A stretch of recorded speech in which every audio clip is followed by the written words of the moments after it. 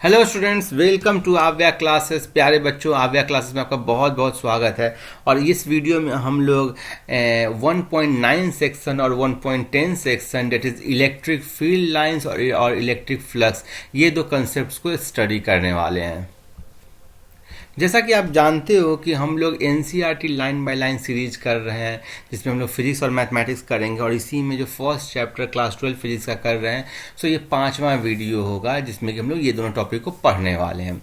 सो देखो, हम लोगों ने इलेक्ट्रिक फील्ड को पढ़ा। इलेक्ट्रिक फील्ड क्या होता है? एक वेक्टर क्वांटिटी होता है। सो इसको हम लोग पिक्टोरियली कैसे रिप्रेजेंट करेंगे, पिक्चर में कैसे रिप्रेजेंट करेंगे यदि मुझे एक पॉइंट चार्ज को रिप्रेजेंट करना है। लाइक यहाँ पर यदि पॉइंट चार्ज Q को रखोगे तो इससे जो इलेक्ट्रिक फील्ड्स होते हैं उसको पिक्चर में कैसे आप रिप्रेजेंट करोगे। सो यही दिखाया गया है। सपोज करो कि एक पॉइंट चार्ज Q को ओरिजिन पे रखा गया है और इसको रिप्रेजेंट करने के लिए आपको इलेक्ट्रिक फील्ड, जो कि वेक्टर है, तो इसका magnitude as well as direction आपको दिखाना होगा। अब देखो, मैग्नीट्यूड इलेक्ट्रिक फील्ड क्या होता है पॉइंट चार्ज के कारण, वो आपको मालूम है 1/4 pi epsilon naught Q by r square. Means कि ये आपको इन्वर्सली प्रोपोर्शनल है 1/r स्क्वायर। मीन्स कि जितना डिस्टेंस बढ़ता जाएगा इलेक्ट्रिक फील्ड का वैल्यू उतना ही घटता जाएगा। सो अब क्या करोगे, वेक्टर्स को ना शॉर्टर लेंथ से दिखाओगे। एक तो ये जो इलेक्ट्रिक फील्ड लाइंस होती है वो रेडियली आउटवर्ड डायरेक्शन में होती है, वो हम लोग देख लिए हैं। सो ये रेडियली आउटवर्ड होगी। एक प्लस Q है, इसे रेडियली आउटवर्ड होगी। अब अगेन ये हर डायरेक्शन में है, ठीक है, हर डायरेक्शन में। अब क्या है, लेकिन चूंकि मैग्नीट्यूड कमता जा रहा है इसलिए इसको हम लोग शॉर्टर लेंथ का दिखा रहे हैं। देखो, जो अगला जो एरो है वो पिछले एरो से छोटा है, उसके बाद वाला एरो उससे पिछले से छोटा है, उसके बाद वाला उससे और छोटा होगा, उसके बाद वाला उससे और छोटा होगा। इस टाइप से वो शॉर्टर लेंथ का आपको एरो से दिखाना पड़ेगा और ये रेडियली आउटवर्ड होगा। सो देखो, ये लिखा गया है the vector gets shorter as one goes away from the origin. Clear है? फिर आप बोल सकते हो कि सारे जो लाइंस है ना, ये आपको दिखाते हैं इलेक्ट्रिक फील्ड को। लाइक यहाँ पर यदि चार्ज Q के पास में, देखो इस फिगर में चार्ज Q के पास आप रहोगे तो ज़्यादा फोर्स लगेगा, तो और दूर जाओगे तो फोर्स थोड़ा और कम लगेगा, क्योंकि इलेक्ट्रिक फील्ड कम होता जा रहा है। और थोड़ा दूर जाओगे तो फोर्स और कम लगेगा, और थोड़ा दूर जाओगे तो इलेक्ट्रिक फील्ड छोटा लेंथ का होगा, सो फोर्स कम लगेगा। सो यही लिखा गया है, each arrow indicates the electric field, the force acting on unit positive charge. देखो, force acting on unit positive charge आपको क्या होता है, इलेक्ट्रिक फील्ड के इक्वल होता है, हम लोग देख चुके हैं। सो आई थिंक ये आपको इलेक्ट्रिक फील्ड लाइंस को ऐसे हम लोग दिखाते हैं। अब उसके बाद बोल रहा है ये सारे जो एरो आपने बनाए इसको आप मिला दो, ठीक है। सो connect the arrow pointing in one direction, और जब इसको मिलाओगे ना तो रिजल्टिंग जो फिगर मिलेगा वो फील्ड लाइन का फिगर होगा। सो ये एरो एक लंबे लंबे एरो छोटे होते गए, इन सब को आप मिला दोगे तो यही आपको फील्ड लाइन को दिखाएगा। सो फील्ड लाइन इसके लिए क्या आया, पॉजिटिव चार्ज के लिए रेडियली आउटवर्ड डायरेक्शन में। So we get many field lines all pointing outward from point charge। फिर उसके बाद बोल रहा है कि यदि आप मिला दिए तो जो इंफॉर्मेशन था स्ट्रेंथ का या मैग्नीट्यूड ऑफ फील्ड का, क्या वो लॉस्ट हो गया? बिकॉज स्ट्रेंथ हम लोग दिखा रहे हैं, पहले लंबा लाइन, फिर उससे छोटा लाइन, फिर उससे छोटा लाइन, फिर और छोटा लाइन। सो क्या मिला देंगे हम तो अब कौन लंबा है कौन छोटा, ये तो मुझे मालूम ही नहीं चलेगा। तो ये जो इन्फॉर्मेशन था कि क्लोज में, पॉजिटिव चार्ज के क्लोज में स्ट्रॉन्ग फील्ड होता है, क्या वो इन्फॉर्मेशन लॉस हो गया? तो ये बोल रहा है नो। क्यों नहीं लॉस हुआ?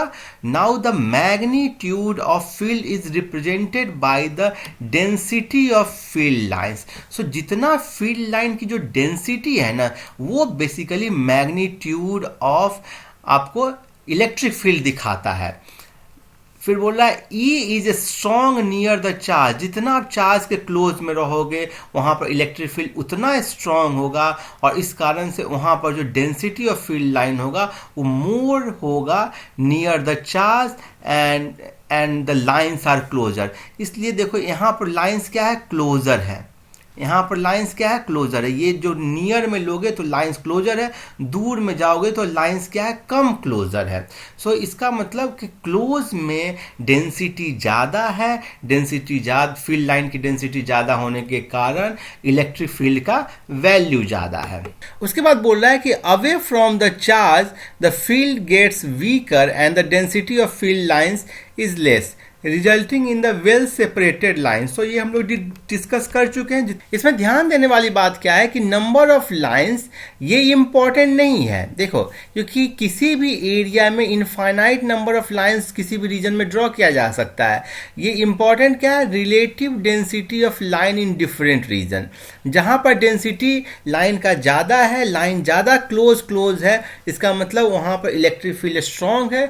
जहाँ दूर दूर है, इसका मतलब वहाँ पर इलेक्ट्रिक फील्ड वीक है। अब चूंकि हम लोग 3 डायमेंशनल स्पेस में रहते हैं, हम लोग 2 डायमेंशनल में तो देखें, लेकिन हम लोग 3 डायमेंशनल स्पेस में रहते हैं, इसलिए हम लोग उसमें समझने की कोशिश करते हैं। सो आप डेंसिटी ऑफ फील्ड लाइन को कैसे एस्टिमेट करोगे? तो डेंसिटी ऑफ फील्ड लाइन को आप एस्टिमेट करोगे number of lines per unit cross sectional area perpendicular to the lines. तो ये देखो, इसमें हो गया, ये एक एरिया है, ठीक है, इसके परपेंडिकुलर में कितना फील्ड लाइन क्रॉस हो रहा है, उसी से आप उसका डेंसिटी निकालोगे। अब ये देखो कि फील्ड लाइंस जो है या इलेक्ट्रिक फील्ड क्या है, स्क्वायर के डिस्टेंस पर चेंज होता है। लाइक आपको मालूम है इलेक्ट्रिक फील्ड क्या होता है, 1/4 pi epsilon naught Q by r square. So electric field is inversely proportional to 1/r square, ठीक है। इट मीन्स कि स्क्वायर ऑफ डिस्टेंस के हिसाब से ये डिक्रीज होता है। और वैसे ही आप कोई एक स्फीयर का एरिया लोगे ना, तो इसका जो सरफेस एरिया होता है 4 पाई आर स्क्वायर। तो जैसे जैसे डिस्टेंस बढ़ते जाएगा, ये एरिया स्क्वायर के रूप में इंक्रीज करेगा। सो आप देखो, इलेक्ट्रिक फील्ड जिस रेट से डिक्रीज हो रहा है ना, आप बोल सकते हो कि एरिया उसी रेट से इंक्रीज हो रहा है। तो number of field line crossing the enclosing area constant रहता है। देखो यही चीज लिखा गया, since the electric field decreases as the square of distance from the point charge and the area enclosing the charge increases as square of distance, so the number of field lines crossing the enclosing area remains constant whatever may be the distance of the area। Means कि आपको field line decrease हो रहा है तो area भी तो बढ़ रहा है, इसलिए number of field lines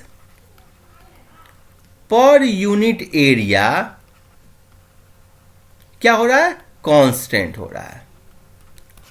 clear है? फिर हमने बोला कि जो रिलेटिव डेंसिटी या क्लोजनेस ऑफ जो इलेक्ट्रिक फील्ड लाइंस है एट डिफरेंट पॉइंट पर, वो इंडिकेट करता है relative strength of electric field. So जहां पर लाइन क्राउड होगा, क्लोजली होगा ना स्पेस्ड, वहां पर ये स्ट्रांग होगा, और जहां पर ये दूर दूर होगा वहां पर ये वीक होगा। अब ये जो फिगर दिया गया है, इस फिगर में आप देखो 2 एरिया लिया गया है, एक एरिया आर लिया गया है और एक एरिया एस लिया गया है, और इसके परपेंडिकुलर से देखा जा रहा है कि कितना फील्ड लाइन क्रॉस हो रहा है। तो अब देखोगे जैसे आर से 3 फील्ड लाइंस को, ऐसे यहाँ पर इनफाइनाइटली नंबर ऑफ लाइंस हो सकता है, लेकिन आर से रिलेटिवली ज़्यादा number of field line cross हो रहा है और एस से कम हो रहा है। सो आर जो है वो रीजन ऑफ स्ट्रॉन्ग फील्ड होगा और एस क्या होगा, region of weak field. So number of line से आप मत जाओ, आप डेंसिटी से जाओ। सो आर में जो फील्ड लाइन की डेंसिटी होगी वो ज़्यादा होगी और एस में कम होगी। अब इसको आप ऐसे 3 डायमेंशन में समझने के लिए सॉलिड एंगल के कंसेप्ट से आप समझ सकते हो। सॉलिड एंगल क्या है? सो सॉलिड एंगल को समझने से पहले ऐसे देखते हैं, जैसे कोई प्लेनर में क्या हुआ, कोई एक ऐसे हुआ और एंगल ये आपको एल बनाया, तो कितना एंगल इस पर इंटरसेप्ट किया, यदि ये आर डिस्टेंस है तो ये थीटा हो जाएगा, थीटा होता है एल बाई आर। अब क्या हुआ कि सॉलिड एंगल हम लोग क्या करते हैं कि स्पेस में कितना एंगल बनाया, ऐसे एक आप कोन ले लिए, ठीक है, जैसे जो जिसमें आप रख करके मूंगफली या पॉपकॉर्न खाते हो ना, उस टाइप का कोन है ये। तो ये कोन यदि ये आर डिस्टेंस है तो ये टोटल एंगल बनाया ना 3 डायमेंशनल में, वही होता है सॉलिड एंगल। इसको आप इससे इस नोटेशन से डिनोट करते हो और इसका वैल्यू हुआ ये एरिया, डेट इज इसको आप डेल्टा एस बोलो, तो delta S by r square. So area हुआ आपको r square into solid angle. Clear है? अब हमने क्या किया कि दो आपको ऐसे कोने लिया, एक लिया P1 और एक लिया P2, और दोनों में ये डिस्टेंस आप यदि P1 का ये डिस्टेंस मान लेते हैं R1 है OP1, और उसी तरीके से OP2 यदि R2 है, तो ये एंगल सेम रहा। इसलिए हम लोगों ने एंगल सेम रखा क्योंकि नंबर ऑफ जो फील्ड लाइंस है वो क्या होने चाहिए, कांस्टेंट होने चाहिए। Total number of field line दोनों एरिया से पास करे वो सेम है। सो आपको सॉलिड एंगल यदि ये ले लोगे तो जो एरिया P1 का एरिया होगा वो कितना हो जाएगा, ये एंगल इंटू R1 स्क्वायर, और ये कितना एरिया P2 कितना हो जाएगा, सॉलिड एंगल, ठीक है, इंटू R2 स्क्वायर। इस वाले सिंबल को हम लोग ओमेगा बोलते हैं। सो P1 हो गया ओमेगा R1 स्क्वायर, P2 हो गया ओमेगा R2 स्क्वायर। अब क्या है, दोनों में number of field line same है, सो आप बोल सकते हो number of field lines per unit area. इसमें कितना हो जाएगा, n by omega R1 square, इसमें क्या हो जाएगा n by omega R2 square. तो क्लियरली n सेम है, ओमेगा सेम है, सो ये आपको 1 बाई आर से या 1 बाई रेडियस के अकॉर्डिंगली ये चेंज हो रहा है। सो यही सारी बातें लिखी गई है यहाँ पर, देखोगे, ठीक है। सो clearly since n and angle omega are common, the strength of field clearly varies at 1 by r square dependence. So आप इस तरीके से पिक्टोरियल फील्ड लाइन के व्यू से भी आप समझ सकते हो कि स्ट्रेंथ ऑफ फील्ड लाइन कैसे चेंज करता है। क्लियर है? ये आपको क्लास 12 के एग्जाम के व्यू पॉइंट से इम्पॉर्टेंट है। अब देखो, the picture of field lines was invented by Faraday to develop an intuitive non mathematical way of visualizing electric field around the charged configuration. देखो ये बहुत इंपॉर्टेंट है, ये फील्ड लाइन एक्चुअल में एग्जिस्ट नहीं करता है। आप नहीं बोल सको कि एक्चुअल में ये एग्जिस्ट करता है, ये जस्ट विजुलाइज करने के लिए फैराडे ने अपने इंट्यूशन से डेवलप किया और उसको बोला कि लाइन ऑफ फोर्स है। So this term is somewhat misleading, especially in case of magnetic field. The more appropriate term is field lines. Line of force Faraday ने बोला, but appropriate term होगा field line, electric or magnetic, and that we have adopted in this book. So actually में electric field line exist इस वे में नहीं करता है, लेकिन आप उसको दिखाने के लिए electric field को pictorially represent करने के लिए ये सब line draw करते हो। So the electric field lines are thus a way of pictorially mapping the electric field around a configuration of charge. The electric field lines in general is a curve drawn in such a way that tangent to it at each point is in the direction of net field at that point. ये देखो बड़ा एक important चीज़ है, इसमें ये बोल रहा है, इसमें तो ये पॉजिटिव चार्ज और निगेटिव चार्ज है। आप देखोगे आगे एक पॉजिटिव चार्ज और निगेटिव चार्ज दोनों का दिखाया है, लाइक आप देखो यहाँ पर दिखाया गया है। तो इस केस में यदि मैं बोलूँ कि स्पेस में इस पॉइंट पर इलेक्ट्रिक फील्ड किस डायरेक्शन में, उसके लिए आपको कर्व पर एक टेंजेंट ड्रॉ करना होगा। जिस डायरेक्शन में लाइन है उसी डायरेक्शन में टेंजेंट ड्रॉ करोगे। सो इस पॉइंट पर इलेक्ट्रिक फील्ड इस डायरेक्शन में, इस पॉइंट पर इलेक्ट्रिक फील्ड इस डायरेक्शन में है, इस पॉइंट पर इलेक्ट्रिक फील्ड इस डायरेक्शन में। सो अब टेंजेंट जो होता है कर्व पर इलेक्ट्रिक फील्ड लाइन में, वो उस पॉइंट पर आपको इलेक्ट्रिक फील्ड का डायरेक्शन बताता है, ठीक है। And an arrow on the curve is obviously necessary to specify the direction of electric field from two possible directions as indicated by a tangent to a curve. अब क्या है कि यदि आप लाइन नहीं दिए, सपोज करो कि ऐसे है, तो टेंजेंट इस पॉइंट पर इस डायरेक्शन में भी हो सकता है और इस डायरेक्शन में भी हो सकता है या इस डायरेक्शन में भी हो सकता है। इसलिए आप एरो पर एक लाइन देते हो जो बताता है कि आपको किस डायरेक्शन में जाना है। यदि ऐसे दोगे तो इस डायरेक्शन में जाना है, और यदि ऐसे है कर्व तो आपको इस डायरेक्शन में आना है। अब बोल रहा है figure 1.17 show the field line around some simple charge configuration, ठीक है। लाइक आपको दिया गया है, ए में दिया गया है एक पॉजिटिव चार्ज के लिए ये पॉजिटिव चार्ज होगा, इसलिए Q ग्रेटर देन 0 है। निगेटिव चार्ज के लिए रेडियली इनवर्ड होता है, और यदि सेम चार्ज हो तो फिर वो रिपल्सिव नेचर का फील्ड लाइंस होता है, जैसे कि यहाँ पर दिखाया गया है। देखो यहाँ पर जो फील्ड लाइंस है वो क्या है, आ रही है और रिपेल कर जा रही है, एक दूसरे से वो दूर जा रही है। क्लियरली है। और यदि अपोजिट का होगा तो फिर क्या होगा, देखो इसे प्लस ले लोगे और माइनस ले लोगे ना, तो पॉजिटिव चार्ज से वो निगेटिव चार्ज पर जाएगा। ठीक है। सो यहाँ पर ये अट्रैक्टिव नेचर का है, ऐसा रहेगा। क्लियर है। और यदि केवल निगेटिव निगेटिव रहेगा तो फिर कैसा रहेगा, इसकी तरफ भी ऐसे आएगा, इसकी तरफ भी ऐसे आएगा, लेकिन रिपल्सिव भी होगा, मतलब ऐसा होगा।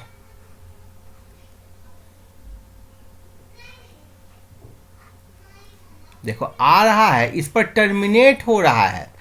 देखो क्योंकि ये रेडियली इनवर्ट होता है निगेटिव में, तो ये टर्मिनेट हो रहा है, लेकिन रिपल्सिव नेचर होने के कारण ये दूसरा वाला निगेटिव चार्ज के फील्ड लाइन से दूर जाएगा। जैसे कि यहाँ पर पॉजिटिव चार्ज के केस में क्या है, रेडियली आउटवर्ड जा रहा है, लेकिन रिपल्सिव नेचर होने के कारण ये क्या हो रहा है, एक दूसरे को रिपेल कर रहा है, जबकि इसमें अट्रैक्ट कर रहा है।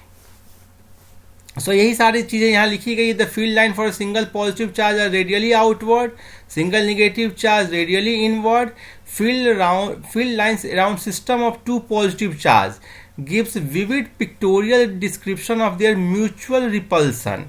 वैसे ही दो निगेटिव चार्ज भी रहेगा तो आपको म्यूचुअल रिपल्सन दिखाएगा, और यदि two equal and opposite charges होगा, ये डाइपोल होगा, तो ये म्यूचुअल अट्रैक्शन दिखाता है। ठीक है। सो अब कुछ इंपॉर्टेंट जो प्रॉपर्टी फील्ड लाइंस की हैं, ये बहुत ही इंपॉर्टेंट है, उसको देख लेते हैं।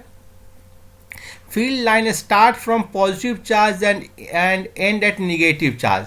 देखो ये है। अब ये जो आप देखोगे यहाँ पर जो एक केवल पॉजिटिव, सिंगल पॉजिटिव चार्ज का दिखा रहा है, इसमें आप बोलोगे कहाँ निगेटिव चार्ज पर ये टर्मिनेट हो रहा है, तो निगेटिव चार्ज आपको यहाँ पर इन्फिनिटी पे आप मानोगे कि फील्ड लाइन चलते चलते चलते इन्फिनिटी पे कोई निगेटिव, बहुत दूर कहीं एक निगेटिव चार्ज है और वहाँ पर टर्मिनेट हो रहा है। वैसे ही ये जो निगेटिव चार्ज है ये कहाँ से आ रहा है, तो मानोगे कि इन्फिनिटी पे बहुत दूर पे कहीं पर एक पॉजिटिव होगा चार्ज, वहाँ से आ रहा है।